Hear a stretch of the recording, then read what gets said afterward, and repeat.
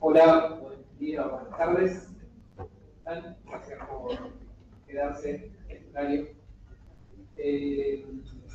Bueno, vamos a hablar un poquito sobre, continuando un poco la temática del día de hoy, que es sobre la atención del paciente con patología obstructiva en primer nivel de atención, y más específicamente los pacientes con crisis asmática.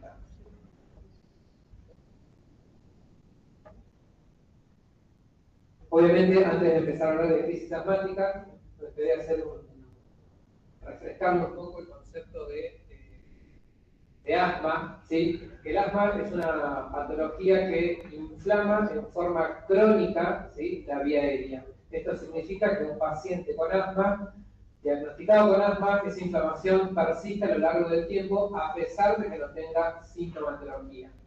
Y además tiene dos características fundamentales. Uno es la hiperactividad bronquial.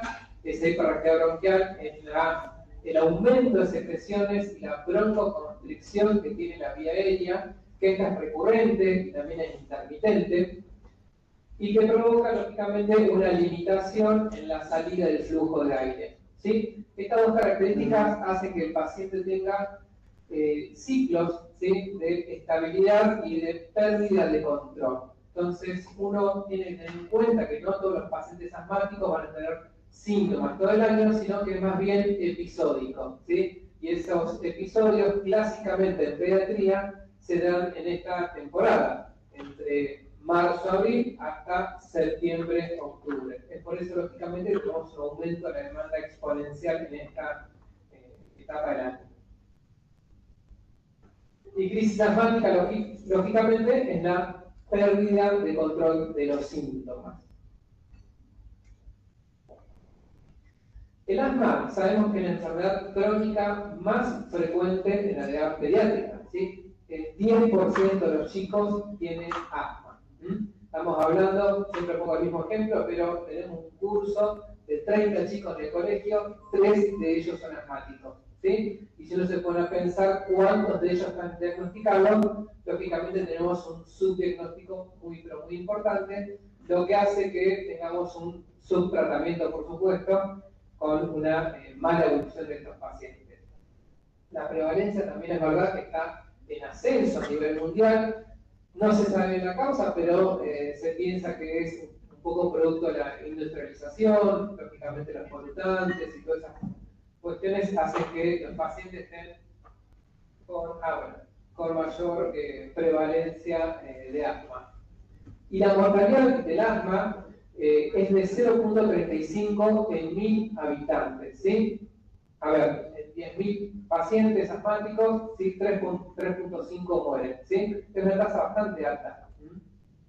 Y esto está en relación directa a las crisis de asma. Y no es que el paciente que tiene un asma severo se va a morir, ¿sí? De hecho, el paciente con asma severo tal vez son hasta los pacientes más controlables, ¿sí?, porque son los que tienen más síntomas y más concurren al médico para el control, ¿sí? Los que se nos mueren son los pacientes con asma leve a moderado, que tienen síntomas episódicos, que son los que menos concurren porque suelen estar gran parte del año sin síntomas. Pero viene, como estuvimos viendo hoy, una influenza, un flu A, un flu B, y termina en terapia intensiva, y el paciente que ingresa a terapia intensiva por asma tiene altas chances de morir, ¿sí? Casi un 50%, es altísimo. Entonces nuestro trabajo tiene que venir antes, ¿sí? Antes que ese paciente tenga la crisis de asma. Ese paciente tiene que estar controlado con medicación, y eso lo podemos hacer absolutamente todos, ¿sí? No es tarea única del neumonólogo, sino es tarea de todos, ¿sí?, del pediatra, del médico generalista, en controlar a estos pacientes para evitar las crisis de asma. El paciente cuando desarrolló la crisis de asma, el 20 al 30% requiere internación, altísimo, ¿sí? Y el paciente que no se interna, entre un 20 y un 30% también requiere una nueva consulta en las próximas semanas. O sea, el impacto y la carga que genera ese paciente al sistema de salud es altísima. De nuevo, prevenible, ¿sí? Lo podemos hacer con un tratamiento adecuado. Y esto también es tarea de todos. Bueno, y supongo un 25%, porque estos son datos de Estados Unidos, no tenemos acá en Argentina, pero el 25% del gasto que se hace en emergencia es para este tipo de pacientes, ¿sí? Y nuevamente, esto debemos, o sea, si bien es epidemiología, a veces la epidemiología cansa, intento decirles que es una epidemiología aplicada a nuestra realidad, ¿sí? Produce una carga muy importante en nuestro sistema, sin hablar del costo que tiene el ausentismo laboral, el ausentismo escolar, ¿sí? Entonces debemos prevenir lo que son las crisis de asma. Si yo estoy en una sala de internación abreviada, ya sea en el hospital o en el centro de salud, y me viene un paciente con dificultad respiratoria, lo primero que me tengo que preguntar es si es un paciente con asma o no. En el mejor de los casos, la mamá me va a decir sí, tiene un asma, tiene diagnóstico de asma. Ahora, si no tiene diagnóstico de asma, con algunas preguntas muy cortitas yo puedo determinar si ese paciente tiene asma y podemos iniciar el tratamiento de rescate, ¿sí? Si tiene tos seca recurrente, si tiene sibilancias recurrentes, ¿sí? La tos seca recurrente podemos decir, bueno, ¿cambió el clima y tose? Sí, cada vez que cambia el clima tose. Bien.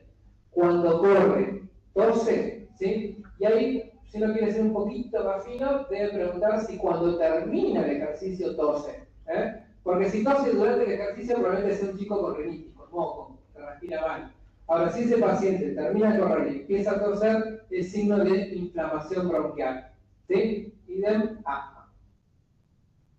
Si tiene tos con ejercicio nocturna, si usa broncodilatadores, tiene historia de uso de broncodilatadores, si tienen antecedentes de atopía, ¿sí? Hay que preguntar si tiene antecedentes de dermatitis atópica, si tiene antecedentes de rinitis alérgica. Esas cositas uno puede preguntar a la mamá, en un interrogatorio muy rápido, cuando el paciente está con su cuadro de obstrucción bronquial. Y lógicamente si alguien padece asma en la familia, papá, mamá. A veces las preguntas tienen que ser un poco más directas los síntomas, porque cuando uno pregunta si tiene asma, todos lo niegan, ¿sí? Entonces, tiene tos, tiene sibiu, usó salbutamol, usa salbutamol. A veces las mismas preguntas que hacemos a los chicos hay que hacerlo a los adultos. ¿Cambia el clima y tose? Sí, tengo bronquitis de 2 semanas de evolución. Bueno. Entonces, de esa forma llegamos a un diagnóstico clínico de asma, sin necesidad de laboratorio, sin necesidad de espirometría, ¿sí? Se puede hacer perfectamente y esto se puede hacer en un centro de salud o en el hospital, en cualquier lado.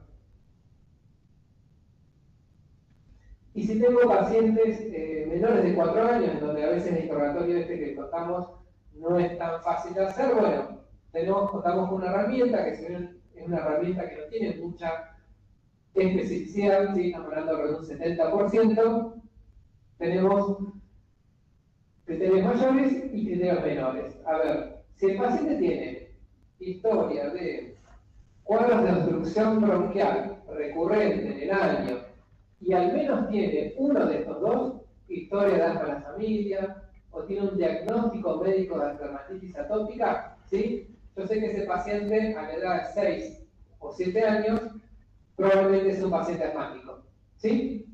Y si no, si el paciente no cumple ninguno de estos dos, bueno, si cumple 2 de los criterios menores, puedo decir que ese paciente a la edad de 6-7 años seguramente va a ser un paciente asmático, o por lo menos va a tener patología obstructiva recurrente.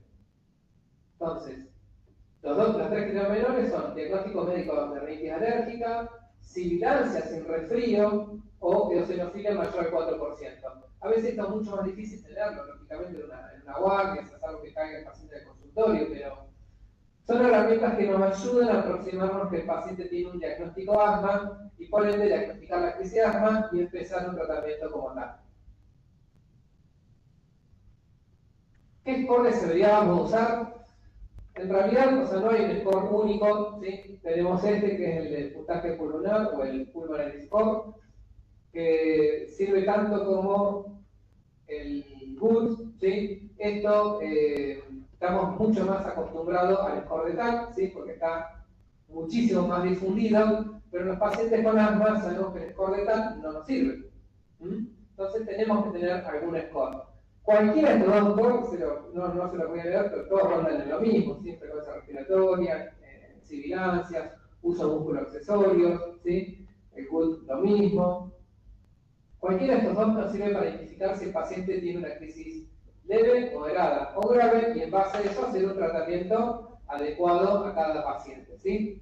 Esto después, recién hablaba con el doctor Quintero, que sería bueno no solo que este tipo de encuentros se hagan en este marco, ¿no? El lanzamiento de campaña de invierno, sino que tal vez en el transcurso de los meses podamos llegar a tener algún tipo de homogeneidad en las tablas que utilizamos, tanto en el centro de salud como en el hospital, para que todos hagamos lo mismo. ¿Para qué? Para que en algún momento, si yo digo a un paciente, le puedo decir, mira, tengo un GUT de 3, de 4, de 6, y todos hablemos de lo mismo, ¿sí? Eso es muy importante para el paciente, ¿no? Que podamos todos hablar con el mismo idioma.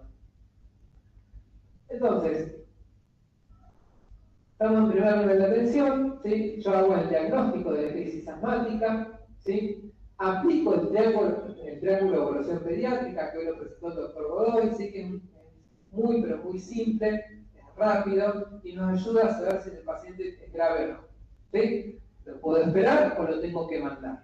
¿Sí? Básicamente. Y una vez que yo veo que el paciente está estable, bueno, me fijo en la dificultad respiratoria, si satura menor o igual al 94%, lógicamente hay que poner una canulita nasal, si es lo que tengo en el centro de salud. Y recuerden que el objetivo es que sature 94, 95%, el objetivo no es que sature 100%, ¿sí? Repetimos el concepto que el oxígeno es una medicación, ¿eh? Si el paciente satura el 95%, ya sea con cánula nasal, con máscara simple o máscara con reservorio, perfecto, ese es nuestro objetivo de saturación.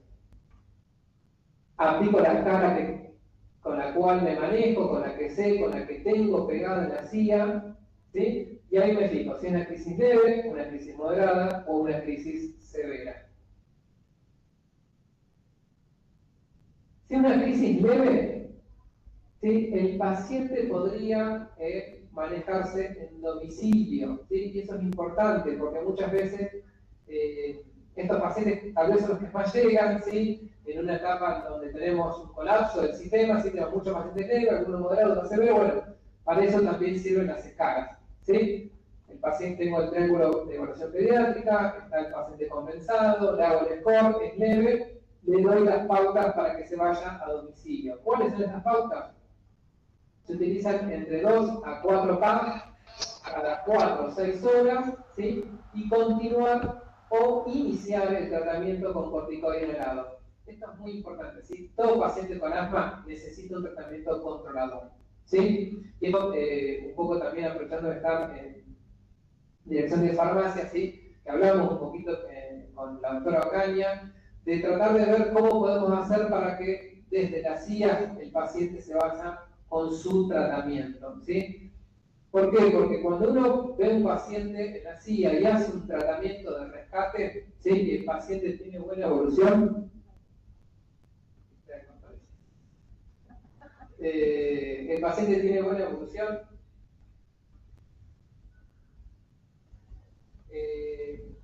después se va a la casa, ¿sí? Y en 4 o 6 horas, ¿sí? Por la fisiopatología, la crisis de asma, vuelve a tener los síntomas, ¿sí?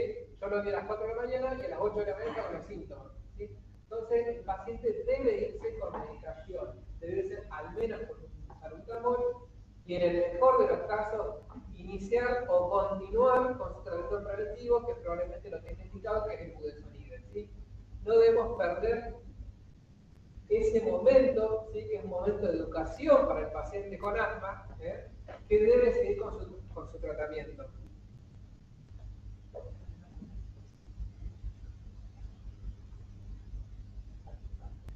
Es un momento muy sensible para el paciente, la crisis de asma, ¿sí? Es un momento en que lo ven, lo pueden ver, lo pueden palpar que el paciente tiene asma, ¿sí? Cuando el paciente va al consultorio y uno le explica que su hijo tiene asma y todo lo demás, ¿sí? Y el paciente está sin síntomas, casi que no lo cree, ¿sí? O sea, es muy difícil convencer a un paciente que tiene una enfermedad crónica, que no la ve, ¿sí? Que da síntomas ocasionales. Ahora, cuando el paciente está con una crisis de asma en la sala de emergencia, es mucho más fácil sensibilizarlos, ¿sí? Y por ende lograr una mejor adherencia. Entonces, ese momento es un momento de educación también, ¿sí? El paciente debe irse con su tratamiento preventivo para evitar que vuelva a una sala de emergencia.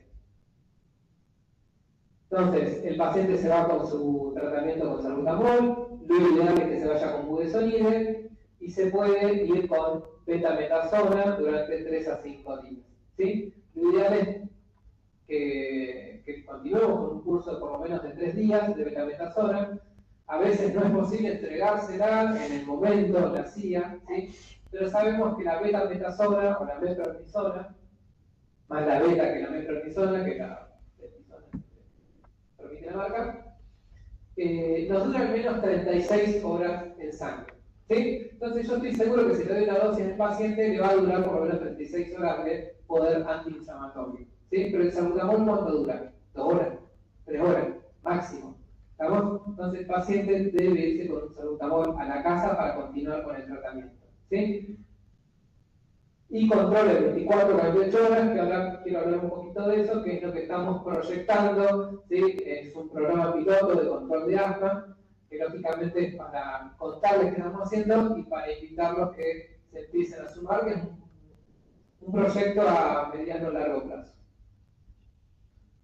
Lógicamente, si el paciente no tiene una evolución favorable, pasaríamos a un tratamiento de moderado, ¿sí? De hacerle, aumentamos un poquito la cantidad de PAF, de 4 o 6 PAF y hasta 8 o 10 PAF. ¿Sí?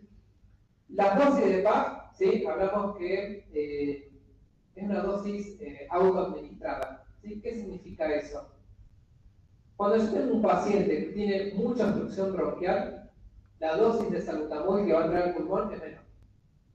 ¿Sí? Lo mismo le pasa a un bronquiolito, un paciente con bronquiolitis. La vía aérea es muy chiquitita, ¿sí? Está llena de mocos, llena de detritos celulares, y cuando yo le hago el PAF, lo que llega, lo que vimos en el doctor Milton, que llegaba en el mejor de los casos, un 15-20%, bueno, un paciente con bronquiolitis, por ejemplo, le está llegando el 1% de lo que yo le digo. ¿Sí? Es nada. A un paciente asmático, lo mismo. En la medida que van creciendo los pacientes, el volumen de aire que uno mueve es mayor. Entonces va a entrar mayor medicación.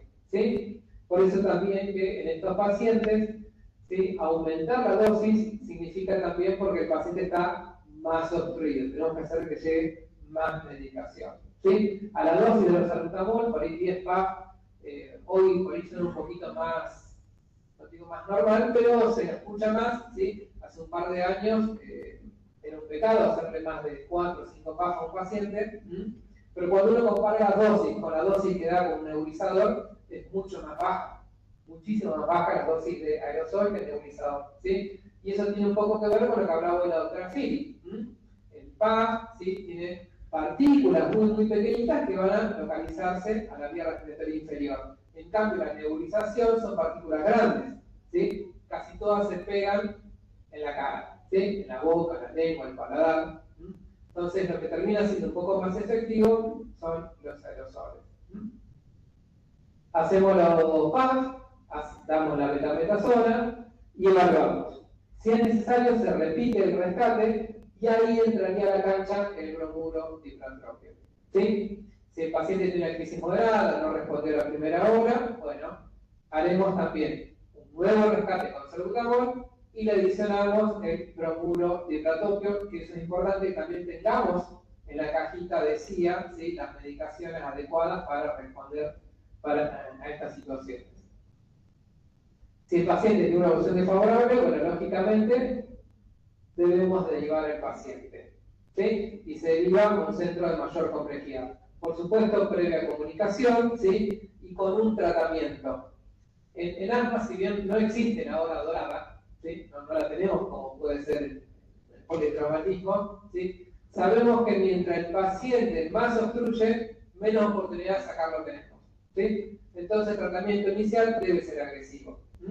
Al paciente, hasta que se va al centro de mayor complejidad, tiene que irse con el tratamiento, haciéndose las PAF, haciéndose las nebulizaciones, con el oxígeno, pero debe seguir con el tratamiento, ¿sí? A nuestros pacientes en el consultorio, cuando tenemos la oportunidad de educarlos, ¿sí? Le damos un plan de acción escrito.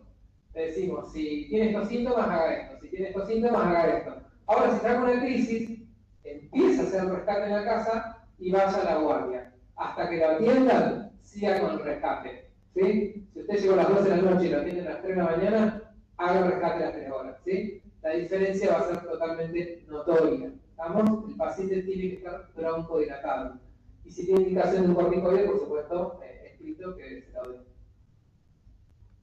Si directamente el paciente llega con una crisis de asma severa, yo ya tengo que estar llamando y empezar el tratamiento, ¿sí? Y en este punto, por ahí es preferible más hacer una nebulización que PAF, que 10 PAF, ¿sí? ¿Y por qué? Primero porque estoy administrando oxígeno, ¿sí? Le voy haciendo nebulización con su medicación más el oxígeno. Recupero un poco la oxigenación, el oxígeno también broncodilata, ¿sí? Es un broncodilatador también, así que vamos haciendo un tratamiento. Y además, porque cuando están muy, pero muy agitados los chicos, ¿sí? La mecánica respiratoria es mala, el volumen corriente es malo, ¿sí? Entonces entra poca medicación, tiene que coordinar con los PAP, entonces preferible que el paciente respire a volumen corriente con la nebulización encima y va entrando medicación, ¿sí? Entonces ahí lo mandamos al centro de mayor complejidad con el tratamiento ya indicado, con el bromuro y hipratropio si es nebulización, y si no el PAF, ¿sí? Y se les puede administrar una dosis de dexametasona si está disponible, y si no, por vía oral también puede ser la betametasona, ¿sí? Cualquiera de dos son una buena opción. Pero el paciente tiene que irse tras una dosis de corticoide. ¿Estamos? ¿Y qué hacemos después? ¿Sí? Yo tengo al paciente que evolucionó bien y lo tengo que mandar a la casa. Lo mando con su tratamiento que estuvimos hablando. Ya sea en el HPMI o en el primer orden de atención, la idea es que ese paciente tenga un control en 24-48 horas. Nosotros estamos tratando de reforzar, ¿sí?, la atención en lo que es la base, ¿sí?, del sistema de salud, que es el primer nivel de atención, ¿sí? Si ese paciente tuvo una buena evolución, lo que queremos lograr es tener aliados estratégicos en el primer nivel de atención. ¿Quiénes son esos aliados estratégicos? Va a ser un médico, ¿sí?, ya sea pediatra, ya sea un médico generalista, tal vez un médico clínico, si es que no tenemos otras opciones, o sea, perfectamente. Y este aliado estratégico va a entrar dentro de una capacitación, ¿sí? Esa capacitación va a estar brindada por el equipo, ¿sí?, de seguimiento de pacientes con asma del hospital, que está integrado tanto por neumonólogos como por pediatras, ¿sí? Es el plan de capacitación que incluye diagnóstico, se lo estoy vendiendo, no sé si se acuerdan. Diagnóstico, seguimiento, monitoreo, tratamiento y manejo de exacerbación aguda, ¿sí? Esto van a ser los colegas que nosotros vamos a capacitar y van a tener una relación directa con nosotros mediante el equipo de medicina virtual que tenemos en el hospital, ¿sí? La idea es que una vez que se ha detectado el paciente con la crisis de asma, ¿sí?, se ha abordado, después empiece con un tratamiento preventivo. Si aún después de esta capacitación quedan dudas cómo seguir, va a estar disponible un horario todos los días en el hospital para que puedan hacer las consultas con alguien del equipo, ¿sí? La idea es, sigo nacido con el budesonide, no responde al budesonide. Entonces, ahí vamos a ver qué puede estar pasando, por lo cual el paciente no está andando. Si el paciente, a pesar de hacer las correcciones necesarias, no anda así con cuadro de obstrucción bronquial, lo que fuese, bueno, lógicamente, derivación oportuna de ese paciente.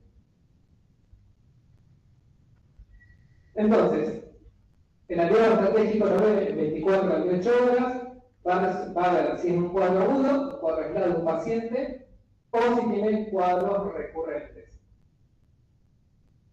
Si es un cuadro agudo, bueno, le hará el tratamiento correspondiente y hará un control según la evolución. Ahora, si el médico, este aliado estratégico, diagnostica un asma, bueno, vamos a hacer un seguimiento en primer nivel de atención, ¿sí? Recordemos que los pacientes con asma, si uno los clasifica, tal vez con la vieja clasificación de leve, moderado, severo, ¿sí?, entre un 5 o un 10%, ¿sí?, deberían ser seguidos por el médico especialista, el neumonólogo, ¿sí? ¿Por qué? Porque son esos pacientes que necesitan estudios complementarios. El resto del EDA moderado, ¿sí?, pueden ser manejados, ¿sí?, por médicos de primer nivel de atención, sin necesidad de estudios complejos. Si lo necesita, por supuesto, la idea es poder derivar a los pacientes para que accedan a este tipo de estudios, como puede ser una espirometría, ¿sí? No mucho más que eso. Entonces, disponibilidad de asistencia virtual por profesionales y disponibilidad de turnos presenciales de acuerdo a la necesidad. Y lo otro importante es que si nosotros en el centro de salud diagnosticamos que este paciente tiene un asma, el paciente entrará a un registro de pacientes asmáticos, ¿sí? ¿Para qué es? Un poco el Sambeoli, para disponibilidad de medicación, ¿sí? Nos pasa muchas veces que el paciente concurre al hospital solo por medicación, ¿sí? Budesonide hay en los centros de salud, pero a veces no siempre hay medicación combinada, ¿sí? Una fluticasona con salmeterol, una fluticasona, que muy pocos pacientes lo necesitan, pero hay algunos que lo necesitan, ¿sí? Entonces, lograr hacer una trazabilidad de la medicación, si el paciente está anotado en la lista de pacientes asmáticos, ¿sí?, poder saber de qué centro de salud es para que la medicación llegue a ese lugar y el paciente pueda ser atendido en el lugar más cercano que tiene, que es su centro de salud. Y también lo que vamos a hacer es una lista de difusión. ¿Para qué? Para que al paciente le llegue material didáctico, ¿sí?, plan de acción descrito, lo que estuvimos hablando hoy, ¿sí?, qué es lo que tiene que hacer ante pérdida de control, recomendaciones, ¿sí?, recomendaciones ambientales, recomendaciones de inmunización, repasar permanentemente la técnica anatomía, que nos explicó el doctor Víctor Godoy. La técnica anatomía es algo que se olvidan constantemente, ¿sí? A pesar de hacer repetidas veces la explicación, bueno, llegan al próximo control y se olvidaron, ¿sí? ¿Por qué? Porque es algo tan rutinario que de pronto lo piensan hacer de la forma que le parece y se olvidan cómo uno le explica. Entonces esto tiene que estar permanentemente en la consulta. Y también lo que se va a brindar son test de control de asma a través de esta lista de función, que son como ayuda a memoria de si el paciente está controlado o no. Son 4 preguntas básicas, sencillas, que se le va a mandar a los pacientes. Si el paciente está controlado, seguirá con la biomedicación. Si no está controlado, bueno, lógicamente tendremos que articular los medios para que ese paciente logre una consulta con el sistema y pueda ser atendido, ¿sí? Lo que intentamos con esto, ¿sí?, es, primero, disminuir la mortalidad de la enfermedad, ¿sí?, que recuerden que es el 10% de los pacientes pediátricos, ¿sí?, y también generar accesibilidad al paciente. Nos pasa que en el hospital, que a veces vemos pacientes que han tenido 7, 10 internaciones, ¿sí?, y se nos escapó todo, ¿sí?, a nosotros en el hospital y también al centro de salud, de mandar oportunamente a ese paciente, o también vemos pacientes que de pronto están hace 3 meses para que digamos más bien con el budesonide. O sea, no tiene sentido eso, ¿sí? Entonces la idea es tratar de generar esa accesibilidad que necesita ese paciente para lograr un buen control de asma. Y por último, lo ideal sería que el sistema de salud funcione así, ¿sí? Esto es un verdadero equipo, ¿sí? Cada uno va cumpliendo la función, ¿sí?, que necesita en pos de un paciente, ¿sí? Si todos nos ponemos a hacer lo mismo, probablemente nos vamos a empezar a chocar, ¿sí? Y el que no va a tener beneficios es el paciente, ¿sí? En este equipo, cada uno cumple un rol importantísimo para que este vehículo en menos de 5 segundos esté en la pista de competición, ¿sí? Esto sería lo ideal, que podamos llegar a concentrarnos en que cada uno cumple una función súper importante, ¿sí? Y debemos trabajar para ello. Eso es todo.